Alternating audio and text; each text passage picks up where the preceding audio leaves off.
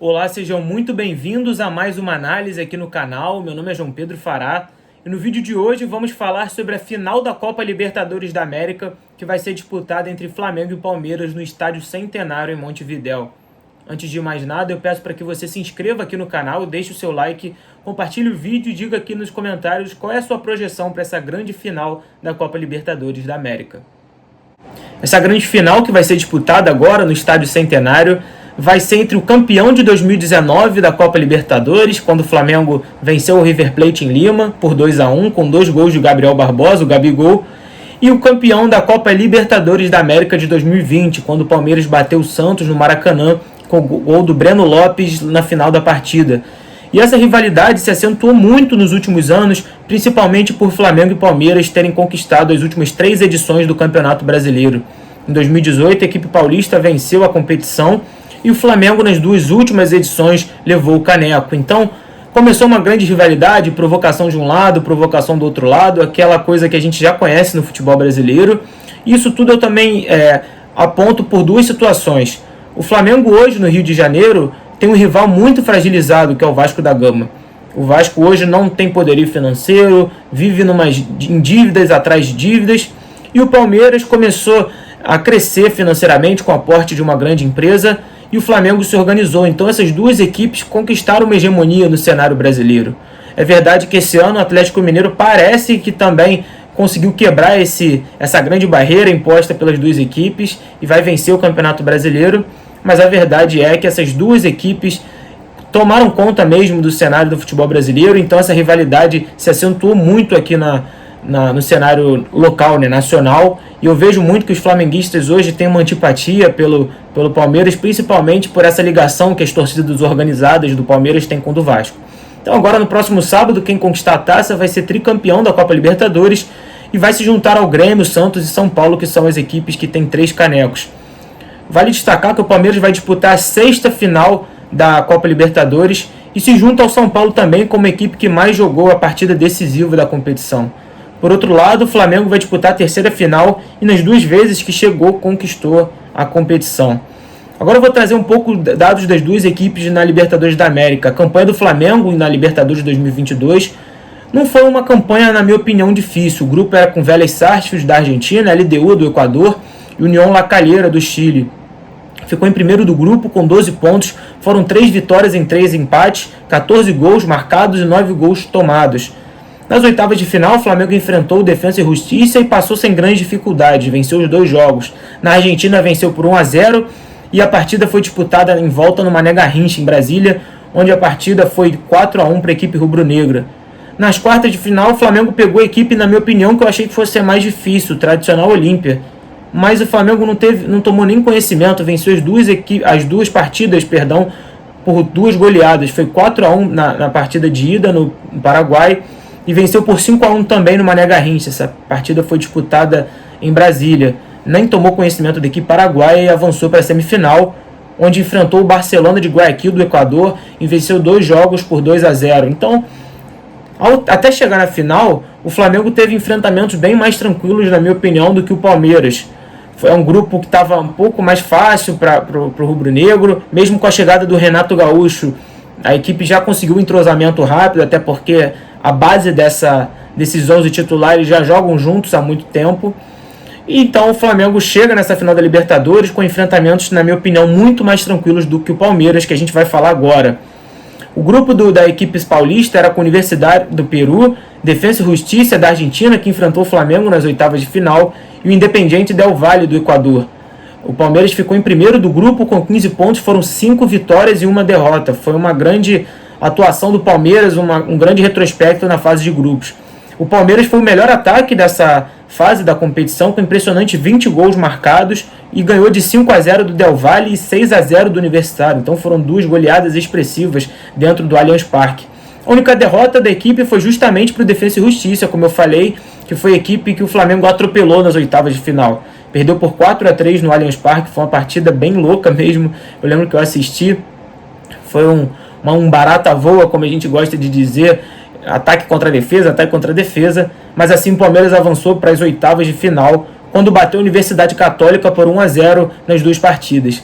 A partir dessa fase, das quartas de final, eu comecei a ver um enfrentamento bem difícil para o Palmeiras. Foi um clássico contra o São Paulo, então por si só já é um jogo muito mais duro, embora a equipe do Palmeiras seja assim superior à do São Paulo, por causa do técnico, por causa do entrosamento da equipe.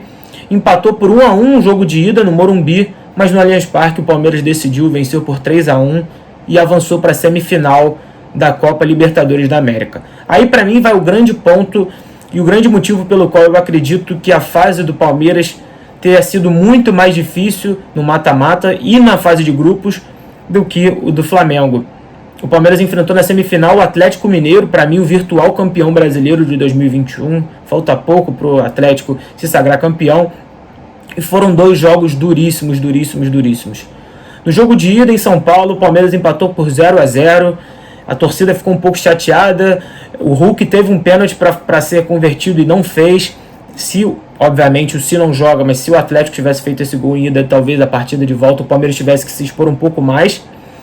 Mas em Minas, o gol qualificado levou o Palmeiras a mais uma final de Copa Libertadores. Foi 1-1, o Palmeiras empatou no final e conseguiu bater o praticamente campeão brasileiro Atlético Mineiro para enfrentar o Flamengo na Copa Libertadores da América na grande final que vai ser disputada em Montevidéu. Bom, tudo indica que o Flamengo vai a campo com a sua grande equipe, com força máxima, que é Diego Alves no gol, Isla na lateral direita, Rodrigo Caio na zaga junto do Davi Luiz, Felipe Luiz na esquerda, William Arão no meio junto com Andrés Pereira, Everton Ribeiro, Arrascaeta, Bruno Henrique e Gabigol. O Arrascaeta, é verdade, era dúvida porque ele volta agora de lesão, participou apenas de 2 partidas, mas jogou poucos minutos.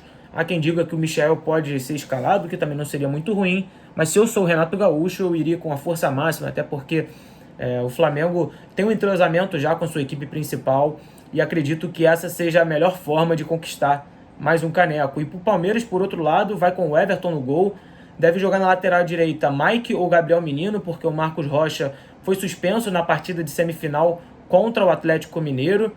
Luan na zaga junto com Gustavo Gomes, Piquerez na esquerda, uruguaio.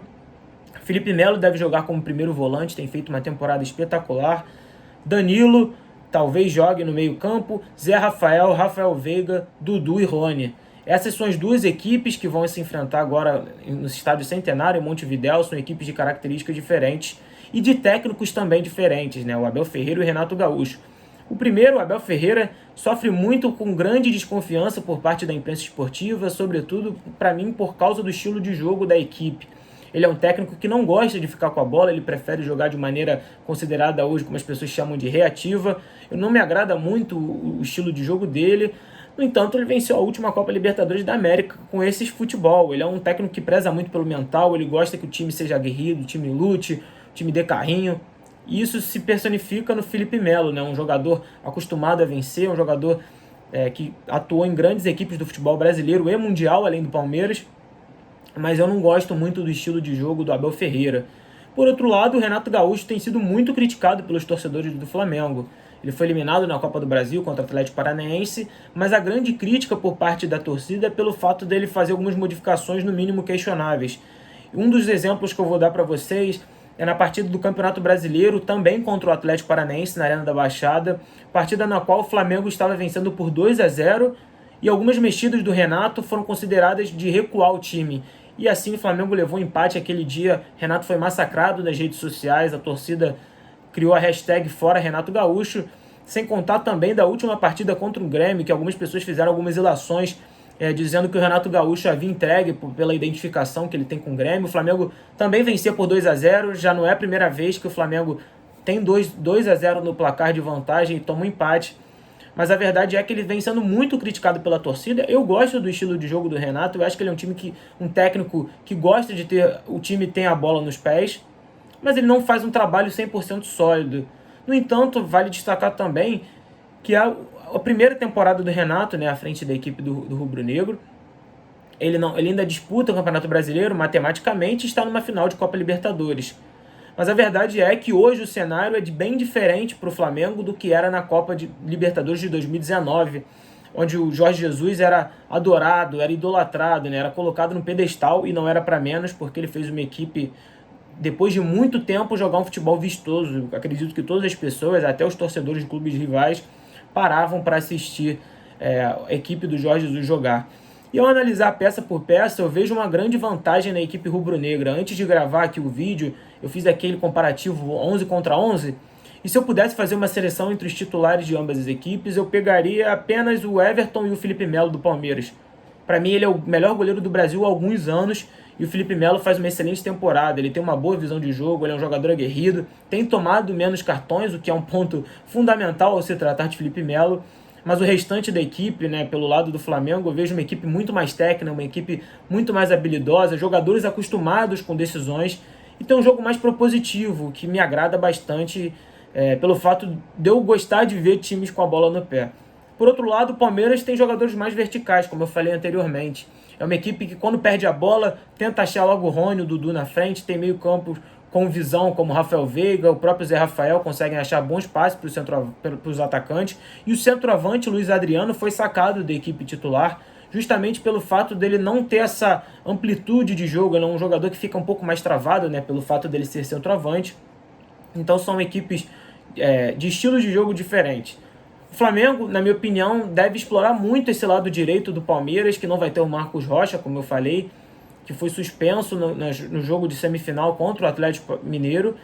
E o Bruno Henrique, que é um jogador extremamente decisivo, extremamente veloz, no enfrentamento de 1 contra 1, seja contra o Maia, seja contra o Gabriel Menino, vai ter um grande sucesso, na minha opinião. Acredito que o jogador que estiver atuando contra o Bruno Henrique vai ter uma dor de cabeça muito forte, porque ele é um atleta muito rápido, muito habilidoso.